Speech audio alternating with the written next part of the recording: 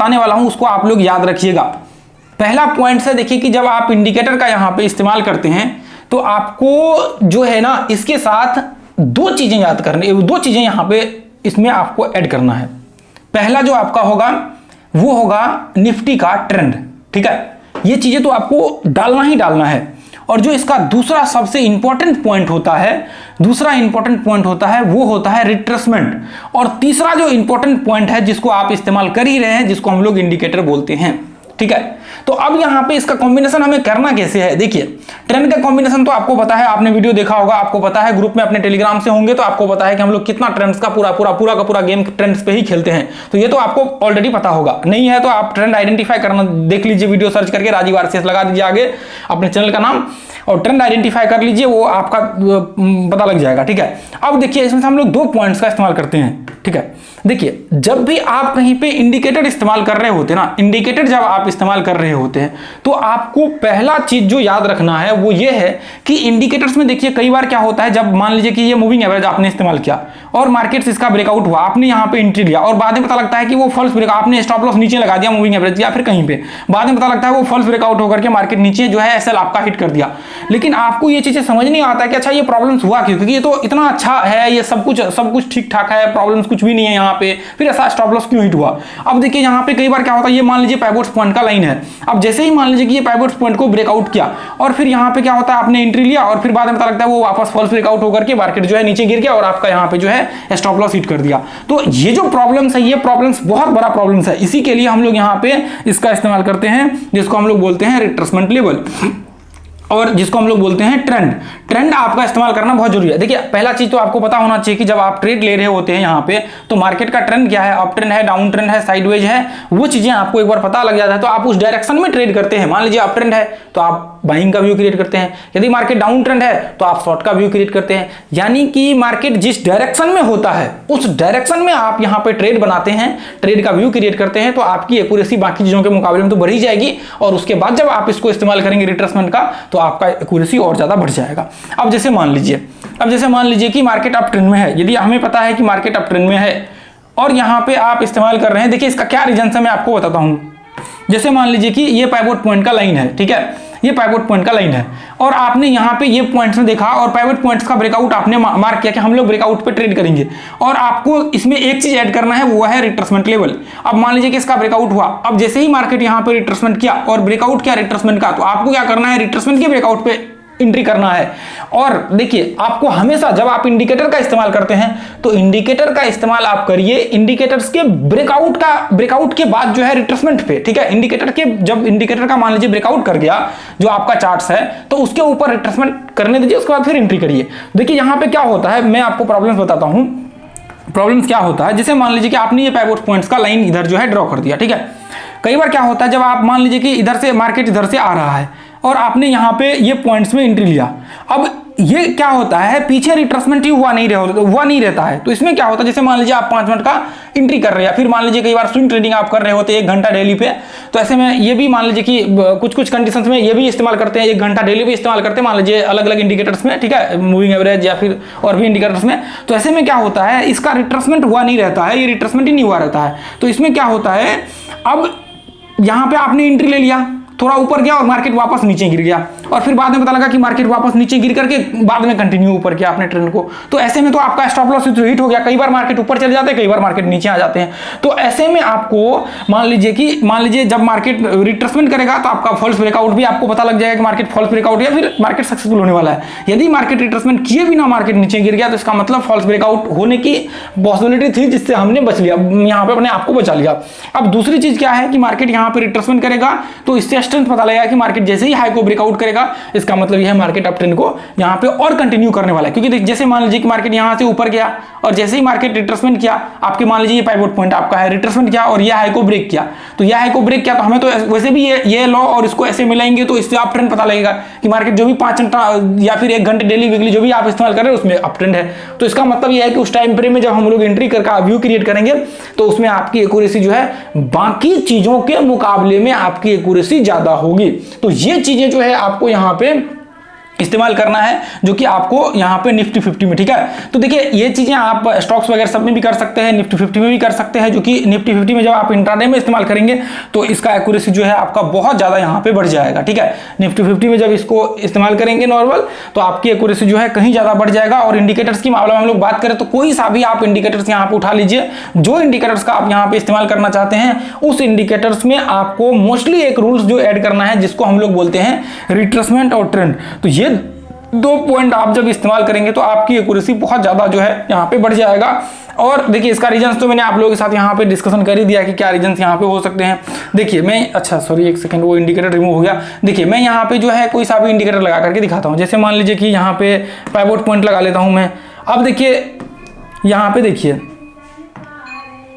ये देखिए एक मिनट, ये देखिए जैसे मैंने यहाँ पे लगा दिया, ये टाइम फ्रेम देखिए 5 मिनट का लगा हुआ है। मैं बस ऐसे दिखाने के लिए आपको कर रहा हूँ, ठीक है।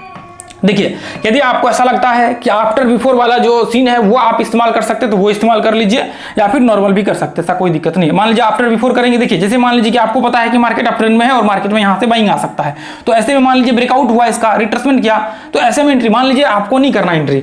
तो ऐसे कंडीशन में जब आपको आफ्टर एंड बिफोर वाला वीडियो जरूर देख लीजिएगा, राजीव आरसीएस लगा दीजिएगा, आफ्टर एंड बिफोर सर्च कर लीजिए और राजीव आरसीएस लगा दीजिए। इससे आपको जो आपके लेवल्स होते हैं ना, उसके पहले उसके बाद एंट्री करने का क्या प्रोसेस है वो आपको पता लग जाएगा, ठीक है।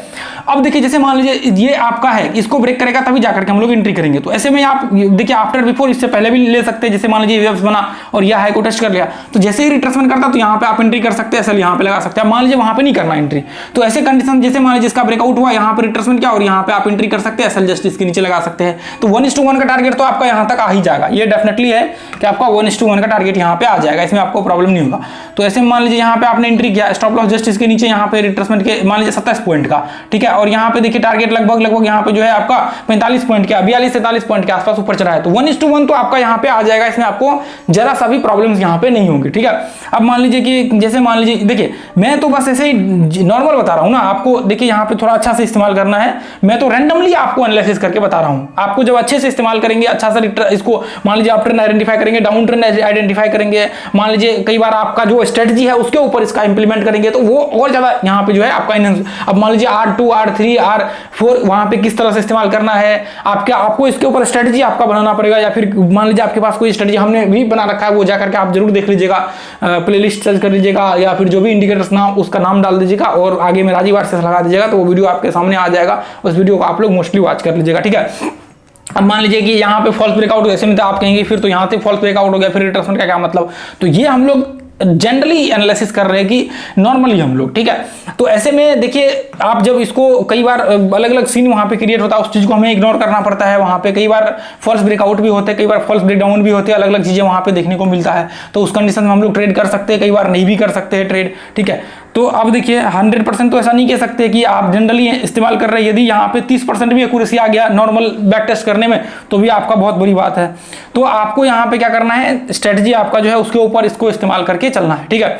अब जैसे मान लीजिए कि यहाँ पे मान लीजिए कि हम लोग ऐसे ही यहाँ पे देख रहे हैं, मान लीजिए ये तो चले पाइवोट पॉइंट्स का हमने इस्तेमाल किया। अब जैसे मान लीजिए कि यहाँ से नीचे मान लीजिए यहाँ पे ये देखिए यहाँ से ब्रेकडाउन हुआ, इसके बाद आप एंट्री का व्यू क्रिएट कर सकते हैं, यहाँ पे स्टॉप लॉस लगा सकते हैं। ऐसे में हम लोग देखने के लिए सिर्फ कर रहे हैं, ठीक है। और जैसे मान लीजिए हमने इसको रिमूव कर दिया, अब हम लोग यहाँ पे एक जो है मूविंग एवरेज सबसे ज्यादा पॉपुलर है, उसको हम लोग एक बार लगा करके देख लेते हैं। जिसमें कि आप यहाँ पे देखिए, जैसे मान लीजिए कि जैसे ही यहाँ पे देखिए, ये देखिए यहाँ से ब्रेकडाउन हुआ, ऐसे में यदि देखिए ये मूविंग एवरेज मान लीजिए शॉर्ट का है तो इसके नीचे रहेगा, तभी जाकर के ऐसे कंडीशन में रिट्रेसमेंट में आपका इस्तेमाल कर सकते हैं, जिसके नीचे ही रहना चाहिए, ठीक है। अब जैसे मान लीजिए कि आपको पता है कि मार्केट इसके ऊपर है, तो इसके ऊपर जब भी मार्केट जाएगा तो रिट्रेसमेंट इसके बाद यहाँ पे ब्रेकआउट्स के बाद एसएल यहाँ पे लगा करके जो है ऐसे कंडीशंस में रिट्रेसमेंट होनी चाहिए। ऐसे रिट्रेसमेंट हुआ और ब्रेकआउट हुआ तो फिर आप यहाँ से एंट्री कर सकते हैं। ऐसे में आप व्यू बना करके चलेंगे तो फिर आपको प्रॉब्लम नहीं होगा। जैसे मान लीजिए यहाँ पे ये देखिए यहाँ से मार्केट में सेलिंग हुआ, रिट्रेसमेंट किया इसके ऊपर और वापस ब्रेकडाउन हुआ, एंट्री यहाँ पे, एसएल यहाँ पे जस्ट इसके ऊपर, जो अभी थोड़ी देर पहले आपने यहाँ पे देखा। तो आपको क्या करना है, जैसे मान लीजिए मार्केट्स में यहाँ से कंटिन्यू फॉल का रिट्रेसमेंट, उसके बाद ब्रेकआउट सॉरी ब्रेकडाउन यहाँ पे हुआ, उसके बाद फिर देखिए यहाँ पे एंट्री का व्यू जो है ऐसे कंडीशंस में आपको यहाँ पे सीन देखने को मिल रहा है। ये देखिए यहाँ पे देखिए ये ब्रेकआउट्स हुआ, मान लीजिए यहाँ से ब्रेकआउट्स हुआ, ये यहाँ पे एंट्री का व्यू ऐसे कंडीशन। तो इस तरह से जो आपके फॉर्मेट्स बनते हैं ना, इस तरह से आपके जो है यहाँ पे। अब मान लीजिए कि आरएसआई का फिर हम लोग कैसे इस्तेमाल करेंगे, कई बार लोग कहते हैं कि बोलिंजर बैंड्स आरएसआई, फिर इसको हम लोग कैसे इस्तेमाल करेंगे। तो देखिए आरएसआई में क्या करना है, इन सब में आप इस्तेमाल कर सकते हैं, प्रॉब्लम नहीं होगा। जैसे मान लीजिए कि आपने एक लेवल्स डिसाइड किया कि आरएसआई का मान लीजिए 50 का बैंड है, जो ये बीच वाला बैंड है, यदि मैं ऐसा सोच रहा हूं कि यदि मार्केट में 50 का बैंड के ऊपर मार्केट चला जाएगा तो फिर मैं एंट्री का व्यू बनाऊंगा। तो अब मान लीजिए कि 50 के ऊपर यहां पे मार्केट चला गया, ये देखिए ये 50 के ऊपर मार्केट यहां पे चला गया, यहां पे 50 के ऊपर ये कंडीशंस में आ गया। तो अब यहां से मार्केट क्या हो गया, अब हमने देख लिया कि 50 के ऊपर तो मार्केट यहां पे ब्रेकआउट हो रखा है 50 के, अब मार्केट यहां से कितना जा सकता है, तो मैं यहां पे करूंगा RSI का कंप्लीट हो रखा है, जो RSI का लेवल से वो कंप्लीट हो गया, ठीक है। अब यहां पे इसके ऊपर ही बना हुआ वीडियो, ठीक है। अब देखिए जैसे ही मान लीजिए यहां पे इसके बाद अब रिट्रेसमेंट करना चाहिए, अब यहां पे रिट्रेसमेंट किया और इसके बाद एंट्री का व्यू ऊपर का और SL जो है आपका जस्ट इसके नीचे लगा, क्योंकि देखिए अब देखिए यहां पे मार्केट यहां तक RSI 50 के ऊपर ही है मार्केट। इसका मतलब यह है कि हमने देख लिया कि RSI में हमारा जो है पूरा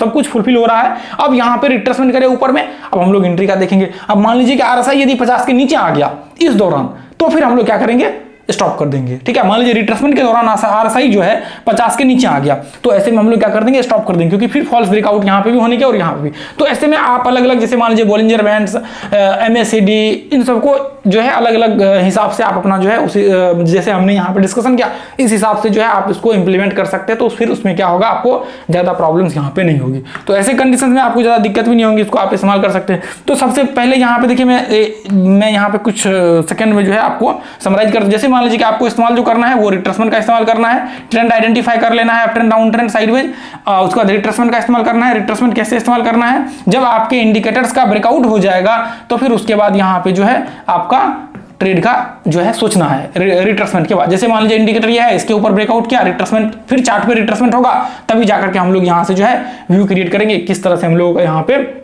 ट्रेड का व्यू हो सकता है। तो ये कंडीशंस को हम लोग अप्लाई करेंगे और इस हिसाब से जो है हम लोग यहाँ पे देखेंगे और इस हिसाब से जो है हम लोग यहाँ पे इसका इस्तेमाल करके आगे भी चलेंगे और कंटिन्यू इसको जो है हम लोग यहाँ पे इस्तेमाल करेंगे, ठीक है।